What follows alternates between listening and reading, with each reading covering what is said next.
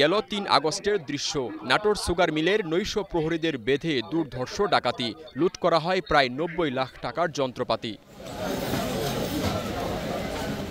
Sugar মিলে ডাকাতির ৩ মাস আগে জেলা আদালতের মালখানা থেকে নগদ টাকাসহ স্বর্ণালংকার চুরি হয়।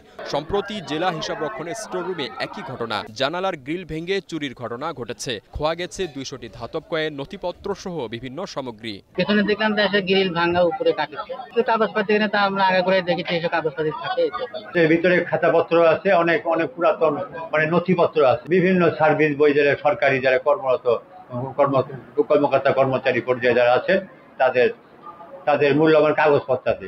সরকারি অফিসে একের পর চুরি ডাকাতির ঘটনায় আতঙ্কিত নাটোরবাসী, দাবি নিরাপত্তা জোরদারের। দোকানটা খুললাম, খুলে গেলে এই তো দোকানদারির ধান্দাত পড়েছি, বিল্ডিং এর কোনাত নাকি ভেঙে চুরি হয়েছে, এটুকাই শুনলাম।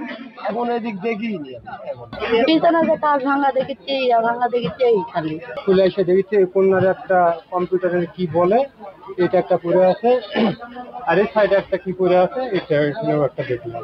যদিও নাগরিকদের আতঙ্কিত না হওয়ার পরামর্শ দিয়েছে পুলিশ, আইন শৃঙ্খলা জোরদারের আশ্বাস দিলেন অতিরিক্ত পুলিশ সুপার। ঘটনাটি আমরা অত্যন্ত গুরুত্বপূর্ণভাবে তদন্ত করছি। এর সাথে জড়িত আরো যদি কেউ থেকে থাকে তাদেরকে আমরা আইনের আওতায় নিয়ে আসার চেষ্টা করছি।